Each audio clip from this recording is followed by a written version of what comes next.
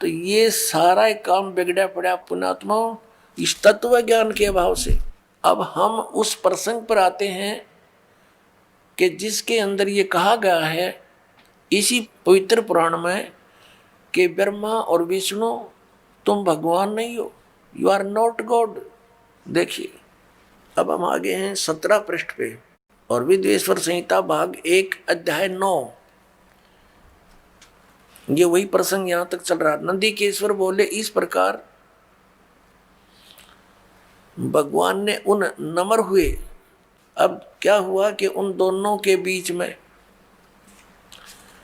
अभी आपको बताया था, उन दोनों ब्रह्मा और विष्णु जो लड़ रहे थे उनके बीच में एक पिलर खड़ा कर दिया तेजों में, लिंग बहुत लंबा चौड़ा जिसका कोई और छोर उन दोनों को नहीं मिला। और फिर ये स्वयं प्रकट हो गया। कौन? इनका पिता, ये सदाशिव बोलते हैं इसको, ये काल ब्रह्म जिसने गीता का ज्ञान दिया। अब यहां देखिए हम जो आपको दिखाया था, फिर देखिए ये पृष्ठ 17 पे विद्वेश्वर संहिता भाग 1 अध्याय 9 पर नंदीकेश्वर बोले इस प्रकार भगवान ने उन नम्र हुए ब्रह्मा और विष्णु पर अनुग्रह करके उनके युद्ध में परस्पर उनकी सेना मारी गई थी उस सब को। यहां देखें उन दोनों की अज्ञानता और वैर को दूर करने के अर्थ उनसे क्या कहा। काल भगवान ने, सदाशिव ने क्या कहा कि मेरे सकल और निष्कल यानी साकार और निराकार में भेद से 2 रूप हैं, परंतु और ईश्वर नहीं है, मेरे अतिरिक्त कोई प्रभु नहीं है। इस कारण उनके 2 रूप नहीं हो सकते। पहला सतम रूप और दूसरा पीछे मूर्तिमान रूप धारण किया। इसमें ब्रह्म रूप निष्कल है, ये निष्कल है, निष्फल नहीं। और ईश्वर रूप सगुण है। मेरे ये दोनों रूप सिद्ध हैं, दूसरे किसी के नहीं हो सकते।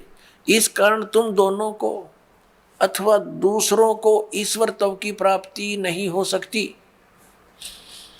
तुमने जो अज्ञान से अपने को ईश माना, तुमने अज्ञान से अपने को ईश यानी भगवान माना, यह बड़ा अद्भुत हुआ। उसके दूर करने को ही मैं रण स्थान में आया। अब तुम दोनों अभिमान त्याग कर मुझ ईश्वर में अपनी बुद्धि लगाओ। मेरे प्रसाद से लोक में सब अर्थ प्रकाश होते हैं। हे पुत्रों, ब्रह्मा और विष्णु को इनका पिता वो सदाशिव काल कह रहा, हे पुत्रों, यह कृत आपने तप से प्राप्त किया है जो कि सृष्टि की उत्पत्ति और पालन कहता है, सो मैंने प्रसन्न होकर तुम्हें दिया है। इसी प्रकार दूसरे 2 कृत रुद्र और महेश्वर को प्रदान किए हैं। अब देखो जो दास सिद्ध करना चाहता है, एक तो ब्रह्मा और विष्णु और फिर रुद्र और महेश्वर, ये 4, इनसे 5वां है यू सदाशिव जो ब्रह्मा विष्णु महेश जी के पिताजी है। और इनकी माता कौन है?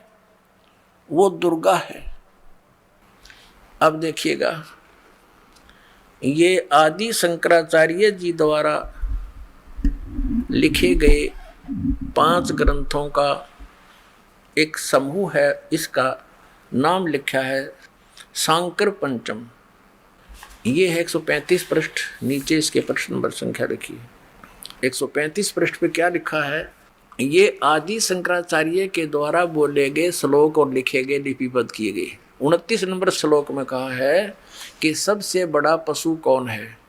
जिसने शास्त्रों का अध्ययन किया हो और फिर भी वह धर्म का आचरण नहीं करता हो और न ही उसको आत्म स्वरूप का ज्ञान हो, वह सबसे बड़ा पशु है। अब आप फैसला कर लियो सबसे बड़े पशु कौन है। कबीर साहब कहते हैं कंठी